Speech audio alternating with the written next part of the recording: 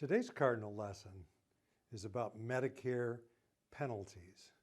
And you say just the word penalty. When we were getting ready for this video, I asked the group I'm working with, can you think of a positive connotation for the word penalty? And we were a little stumped, and one of the ladies came up with, well, it's when the other team gets a penalty. I kind of like that. So the parallel that I'm drawing, so does that mean that when other people get Medicare penalties, as long as you don't get them or I don't get them, it's a good thing? And obviously not. So the Medicare penalties is this word, and just the use of this word penalty when people are looking at it and when you're studying about Medicare, it scares people. I mean, that's my experience. I serve people calling in and we're helping them get signed up for Medicare. And many people delay their Medicare sign up because they're still working or their spouse is still working and they have other what is called creditable coverage. So they've got health insurance somewhere else and they don't need all the parts of Medicare, and so they want to be sure, am I going to get penalized?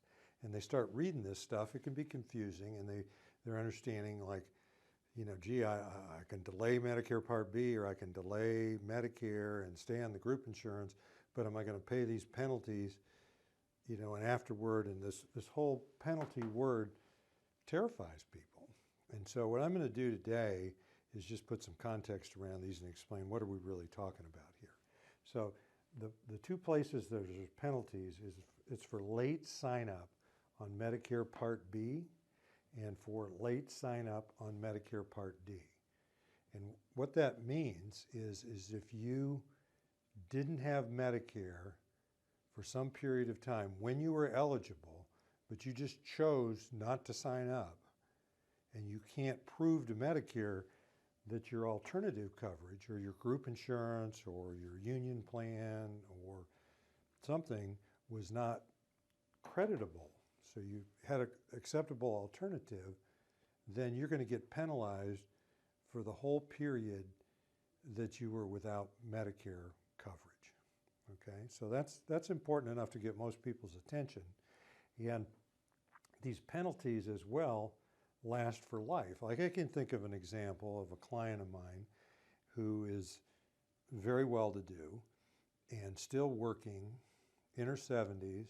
Her husband's not working. He's in his mid-70s.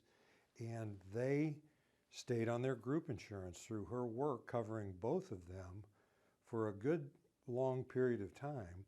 But it was a small group coverage, and it really wasn't a creditable coverage. They were paying an astronomical amount of money, but they were just kind of going along and not really paying attention to all this stuff. So when I finally sat down with them, and it was helping them with their money and their investments and helping them plan the rest of their retirement, that kind of thing. I started looking into their Medicare, and I just thought, well, this is going to be creditable coverage. It's group insurance. It's a big company that's here in North Carolina.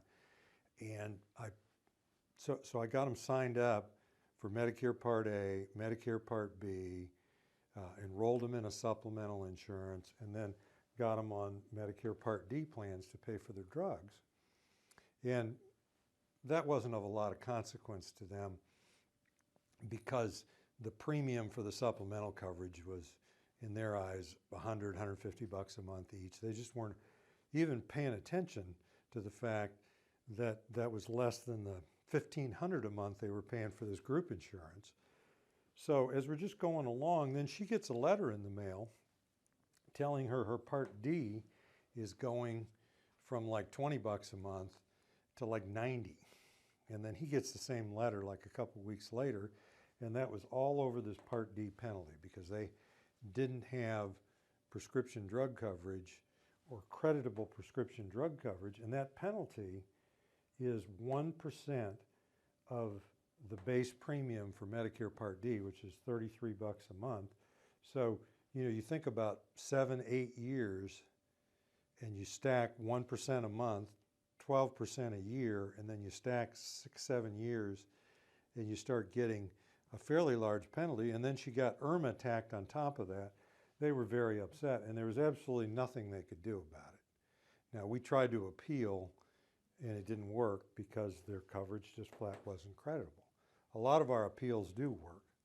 Now, over on the Part B, then they got penalized later on that because this part of Medicare says, oh, you get a penalty for the D, and then they're saying, well, what about your B? Because you signed up for them at the same time. And the B, it's a little bit different. It's 10% increase in the Part B premium, which is $148.50 a month. And you start stacking 10% a year for 5, 6, 7 years, you got 50, 60, 70% on top of this. Plus they had to pay IRMA because they're high income. And it's hard to feel sorry for these people, but they were just asleep at the wheel. They weren't any more scared of this stuff because they didn't even know about it. Many people that are turning 65 come to us for consulting, and they come in with like what they already got, what they've already learned, and they usually find these videos helpful and a consultation with us helpful because we really just explain and demystify all this stuff. Because if you're still working or your spouse is still working and you have acceptable group insurance, it's at an acceptable premium and out of pocket for you, you can go on for years. Many people are working past 65. We just need to check if what you have is going to meet this creditable standard, and most do unless it's a small group. So the other interesting point I want to put up with this is that one of the ladies working with me, she looks at this and she says, well, you got Part B up there and you got Part D. Where's Part C? I mean, what happened to that? And where's Part A? Yeah, and isn't there a Part E? No, it's Plan E. And no, they skipped over that one. And it just, that's what a lot of people coming in to see us do, is they look at one piece of this and it's confusing. It's just got a lot of different words and amounts, and you got things coming in and penalties and costs and the need for supplements, and then they bump it up a level and they're trying to put it in how they understand, like where's Part C and does it have a penalty? And so what I'm going to say to that is this stuff is just confusing, and Medicare never intended it to be confusing at all. It just kind of, there in the beginning there was Part A and Part B, and then Part C didn't come around till about 2005, and that's when they came out to an alternative to Medicare. And then Part D came out at the same time. It was the first time seniors had prescription drug coverage. And so you've got all these different things happening with Medicare and all these different parts and costs associated with them and rules as to when to sign up. All that leads to, we provide consulting to people. We do it in all 50 states in the District of Columbia. We're a small family agency. We just have, we're not a call center. And if you want to give us a call, we'll be glad to speak with you. And we can do it between the hours of 9 a.m. and 6 p.m. Eastern time. So that means if you're in California, you need to call us before 3 o'clock your time. And but we're here.